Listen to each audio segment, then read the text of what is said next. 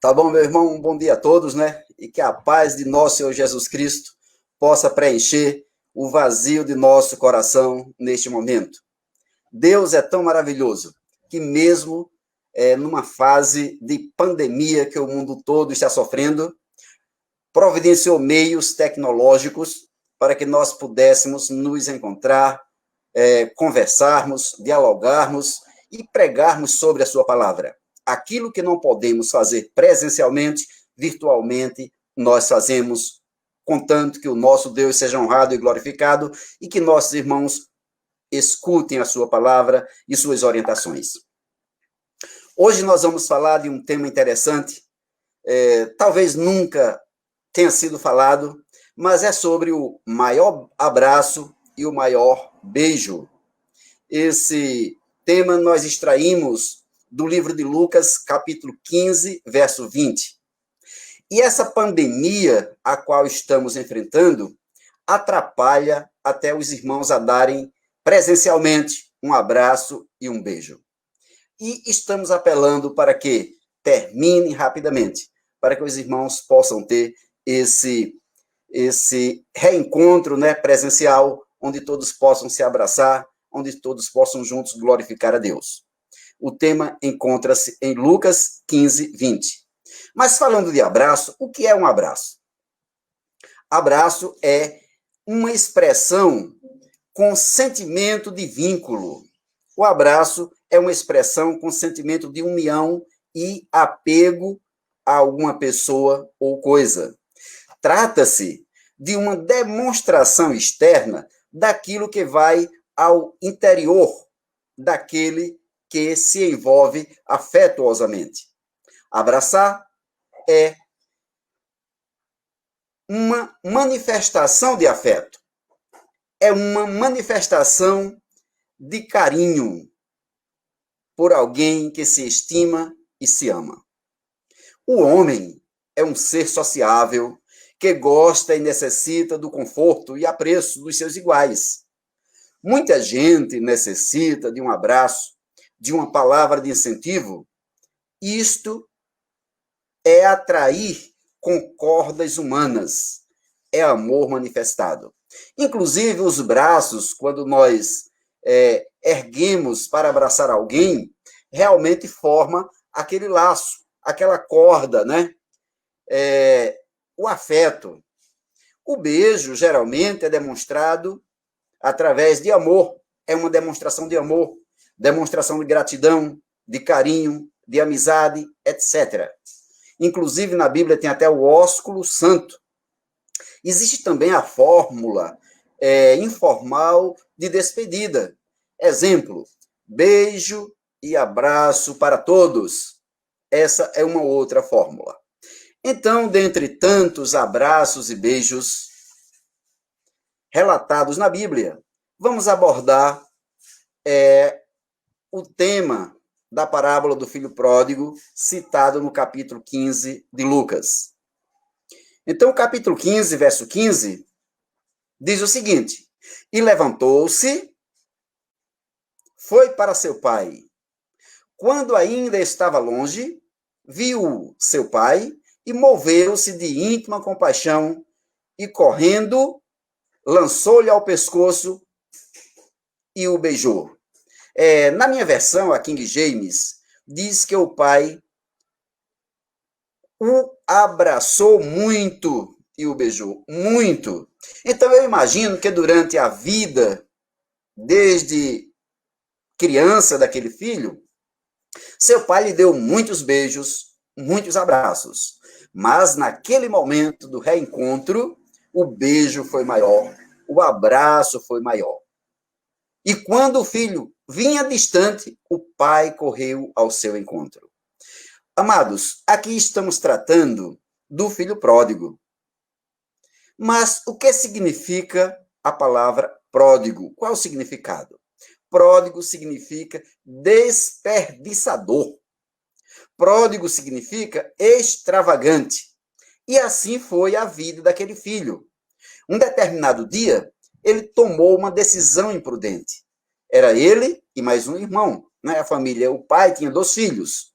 Então, esse filho, o mais novo, o mais moço, tomou uma decisão imprudente.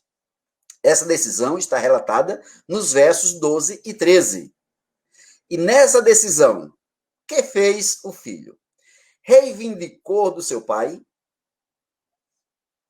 a parte da herança que lhe era de direito. Pai, eu quero a parte que me pertence. Quero viver sozinho, quero viver independente. E partiu para uma terra distante. Foi viver longe dos olhos do pai, viver longe da companhia do pai. Levou toda a sua riqueza, levou toda a sua fazenda. Mas ali ele começou a viver dissolutamente, viver de forma irresponsável e desperdiçou toda a herança. Ao desperdiçar tudo, naquela terra longínqua, distante dos olhos do pai, distante da proteção, veio uma grande fome a toda aquela região. E aquele jovem começou a passar necessidade. Amados, na companhia dos pais, ele tinha tudo. Nada lhe faltava. Mas quando se ausentou, foi morar em terra longínqua, acabou tudo que levou, todos os recursos. Veio grande fome e a necessidade foi tremenda. Saiu à procura de emprego. Qual foi o emprego que o jovem encontrou? Lá está no verso 15, mostra que tipo de emprego o jovem encontrou. Apenas cuidar de porcos, apacentar porcos. E diz o verso 16 que ninguém lhe dava absolutamente nada. Portanto, ele sentia muita fome e desejava encher o estômago, se alimentar das bolotas dos porcos. Lucas 15, 16. Vejam em que situação caiu aquele jovem. Desejando, quando tinha tudo nas mãos, na companhia do pai, agora estava desejando se alimentar das alfarrobas dos porcos. Na companhia do pai, ele tinha empregados que lhe auxiliavam em tudo. Longe do pai, ele foi ser empregado, foi ser escravo, em outras palavras, cuidando, apacentando porcos. Mas isto não durou muito tempo. Aquela decisão errada, imprudente, que o jovem tomou, chegou um determinado dia que precisou ele fazer uma reflexão. Reflexão sobre a decisão imprudente. E como deveria fazer a partir daquele momento? A mudança de atitude. Os versos 17 a 19 relatam muito bem sobre essa reflexão, sobre a decisão imprudente que ele havia feito e a mudança de atitude a partir daquele momento. Ele caiu em si. Esse é o primeiro passo. Se você toma uma decisão imprudente que lhe causa danos, reflita sobre isto. Caia em si. Faça como aquele jovem. Aquele jovem refletiu sobre a fartura da comida dos empregados do pai, enquanto ele estava ali morrendo de fome. Isso é contado aí nos versos 18 e 19. Então ele tomou uma nova decisão na sua vida. Resolveu voltar para o pai. Resolveu confessar o seu pecado contra o céu, o Pai eterno, e seu pai biológico, de quem se distanciou, por quem havia sido gerado e de quem se distanciou. Ele disse: eu levantar-me-ei e irei ter com meu pai. Ao chegar, dir-lhe-ei dessa forma, assim: pai, pequei contra o céu. Pecar contra o céu é pecar contra Deus. Pequei perante ti. Veja, irmãos, vejam como aquele jovem refletiu sobre sua decisão imprudente e que mudança de atitude ele tomou. Voltarei para meu pai. Segurança nós só teremos nos braços do pai. Longe do Pai eterno, só teremos sofrimento, decepção. Ficaremos até sem amigos, sem teto e sem alimento. Ele resolveu voltar e confessar tudo ao pai. ele considerou-se indigno de ser tratado como filho. Eu não sou mais digno de ser tratado filho. Quero ser tratado como um dos teus trabalhadores, como um dos teus empregados. Ele viu um dos teus jornaleiros, em outra versão, como a fartura estava sobre a mesa dos empregados. E ali ele não tinha nada. Pelo que eu fiz, pelos erros que cometi, eu sou indigno de ser tratado como teu filho. Assim nós também somos indignos de sermos tratados como filhos de Deus, porque nós andamos em terras longínquas, longe dos braços e da companhia do Pai. Mas quando nós dissermos assim, eu não sou digno de ser tratado como teu filho, Senhor, sabe qual é a resposta de Deus? Você terá um nome melhor do que filhos e filhas, porque eu providenciei um meio para isso. Como foi que o pai recebeu aquele filho? Versos 20 a 23. O filho refletiu sobre a decisão imprudente. Resolveu voltar para o lar paterno. Depois se caiu em si. Mas, quando ele voltou, o filho vinha ainda caminhando e estava longe quando o pai o avistou. E o pai, pleno de compaixão, correu ao seu encontro e muito o abraçou e o beijou. Esse abraço e esse beijo é diferenciado dos demais abraços e beijos que aquele jovem recebeu durante a sua infância e até mesmo até antes de partir para uma terra longínqua. Esse foi o maior abraço, foi o maior beijo que aquele jovem recebeu. Foi o abraço e o beijo do reencontro. Quando o filho faz sua confissão diante do pai, está isso aí, né, no verso posterior, que diz, pequei contra o céu e perante ti, não sou digno de ser chamado teu filho, o pai nada responde. Sua preocupação não era com o que o filho fez de errado. Sua preocupação era comemorar a volta do filho. Era festejar. Por isso que diz, no verso seguinte diz, e ordenou aos seus servos, trazei a melhor roupa, vestiu com distinção, a melhor roupa para que o jovem fosse vestido com destaque. Ponde-lhe o anel de autoridade e sandálias de filho. O filho disse, quero ser tratado como um dos teus trabalhadores. O pai nem atenção deu para isso. Mas está aqui a melhor roupa, o anel de autoridade e a sandália de filho. Eu te trato como filho. Também trazei o novilho gordo e preparai-o. Comamos, façamos uma grande festa e regozijemo-nos. Aquele momento do pai não era para reclamar com o filho, repreender o filho porque andou por terras longínquas, distante do pai, por ter gastado toda a herança, por ter voltado decepcionado, sem nada na vida. O pai estava preocupado com o reencontro, por ter encontrado o filho de volta. E é motivo de alegria, de comemoração e de festas. Os versos 24 a 32 conta detalhadamente isto. O motivo da festa, qual foi? O filho estava morto e voltou à vida. Reviveu. Estava perdido e foi encontrado. E começaram a celebrar o seu regresso, com músicas e danças. Amados, é uma alegria muito grande. Músicas, danças, aquele reencontro.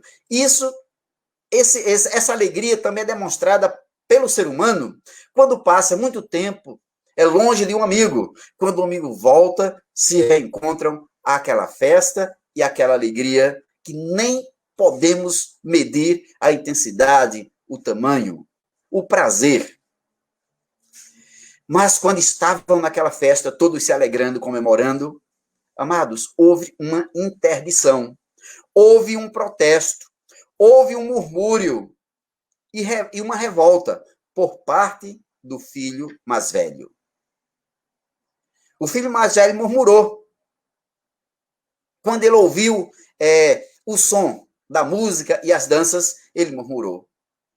Tanto tempo eu estou contigo, pai, e tu não faz uma festa dessas para mim? Nem ousou chamar o seu irmão de irmão. Ele disse, esse teu filho, que abandonou tudo, gastou tudo com prostitutas numa terra distante, só pelo fato de ter voltado, tu fazes essa festa, tu comemoras, e eu há tanto tempo estou contigo, nada tu me dás. Amados, o pai repreendeu aquele filho com carinho, com amor. Filho, tu tens tudo ao meu lado. Tu tens tudo. Esse teu irmão estava morto e reviveu. Esse teu irmão estava perdido e foi achado. Irmãos, esse protesto do filho mais velho mostra o preconceito que muitos têm. Muitos têm o preconceito de aceitar alguém quando está no erro e voltou para os braços de Deus. Acha que, por haver errado, tal pessoa é indigna de receber as bênçãos. Tal pessoa é indigna de ser aceita por Deus. Muitos fariseus pensavam dessa forma. Só eles eram o dono da verdade, só eles tinham a justiça própria. Mas a verdadeira justiça é aquela que é imputada, é a justiça de Cristo, que é colocada sobre você, sobre mim, sobre nós, que nada merecemos. Este meu filho, este irmão teu irmão, estava morto e reviveu. Estava perdido e achou-se, foi encontrado. Então não é momento de nós discutirmos problemas. É motivo de nos alegrarmos, é motivo de folgarmos, né? Estarmos alegres fazendo essa grande festa. Amados, vocês já pensaram que é assim que Deus nos trata? Assim como o pai tratou aquele filho que voltou, que estava em terra distante. O pai tratou o filho com amor, tratou com carinho, tratou com beijos e abraços. Inclusive diz, beijou muito e abraçou muito.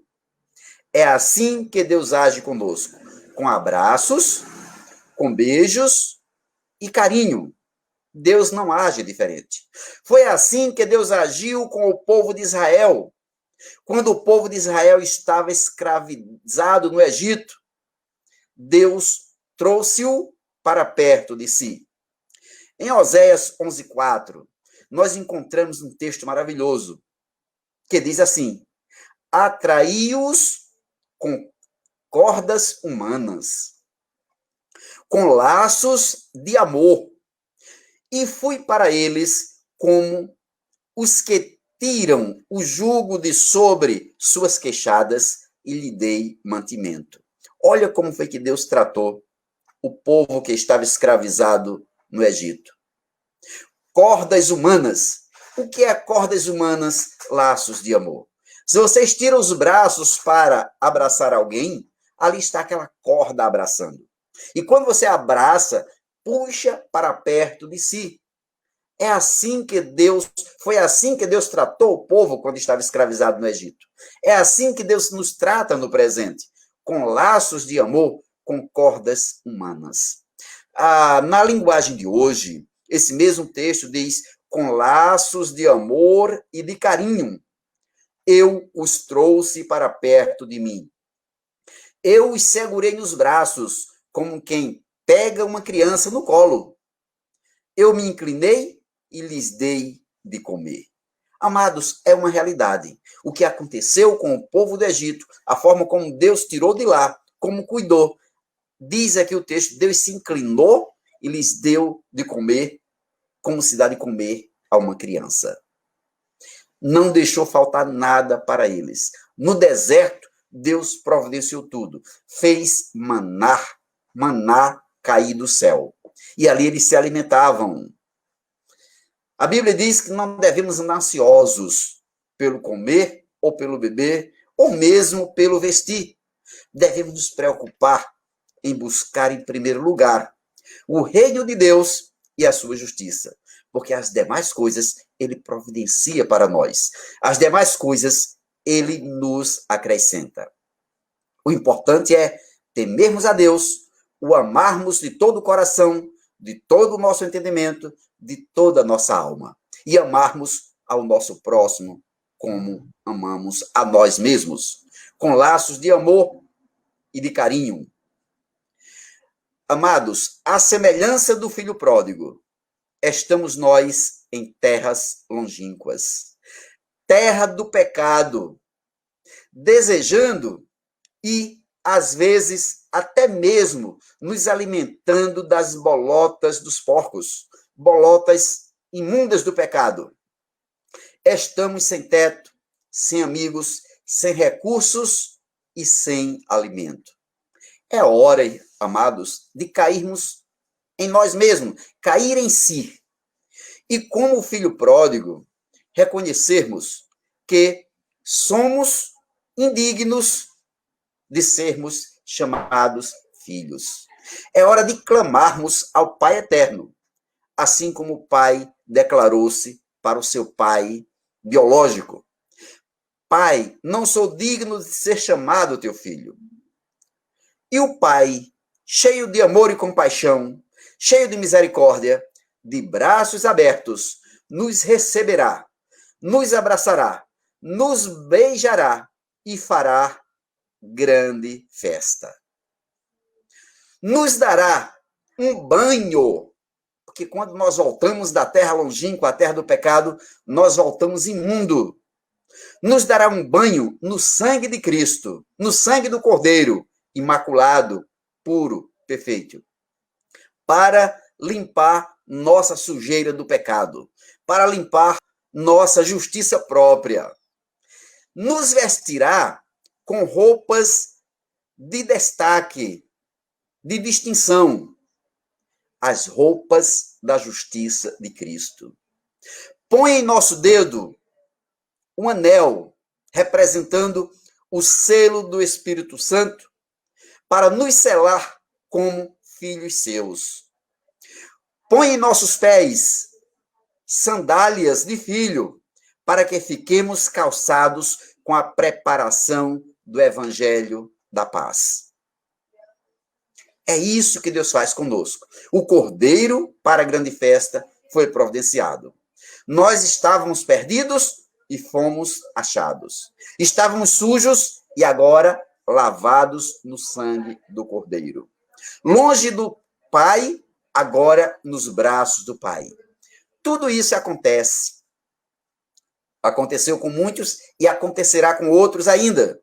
Quando todos pararem, ou quando pararem, para fazer uma reflexão. Onde eu errei? Como me distanciei? Eu vou permanecer no erro eternamente? Tenho que cair em si e resolver voltar para o Pai, porque o Pai está olhando a nossa volta, observando se nós voltamos. E ainda distantes, ele corre ao nosso encontro, nos abraça e nos beija. O único caminho que pode levar você ao Pai é Cristo. Ele disse, eu sou o caminho, a verdade e a vida. Ninguém vem ao Pai senão por mim. É a oportunidade que nós temos de corrermos para os braços do Pai. Lá encontraremos abrigo, segurança, teto, recursos espirituais, para enquanto peregrinarmos nesta terra, podermos suportar as dificuldades, podemos suportar os vendavais e podermos, pela sua graça e pelo poder, caminhar vitoriosos até chegarmos a Canaã celestial. É nos braços do Pai que não nos alimentaremos mais das bolotas dos porcos. Nos alimentaremos, sim, do pão vivo que desceu do céu. E teremos esses recursos espirituais para andarmos na sua presença, até chegarmos lá, numa terra que foi prometida já no passado, a Canaã celestial, onde não haverá mais morte, nem pranto, nem dor, nem sofrimento algum, porque estas coisas são passadas enquanto vivemos aqui. Lá viveremos eternamente na sua presença, desfrutando das palavras da vida que nosso Senhor colocará diante de nós, pronunciará diante de nós, desfrutando daquela comunhão íntima com o Pai e com o Filho. Teremos um corpo revestido de glória. Teremos um corpo revestido de imortalidade. Tudo isto por conta da vestimenta que nós trocamos. Tudo isto porque caímos em si, né? Cair em si e voltar para os braços do Pai. Que o eterno Deus possa abençoar cada um de nós. E que o amor demonstrado nesta parábola que acabamos de comentar, possamos ver que é o amor de Deus para alcançar o ser humano. É um amor que acolhe, onde não tem preconceito. É o amor que nos abraça, que nos dá carinho, que nos dá paz e providencia o melhor para cada um de nós. Que Deus nos abençoe.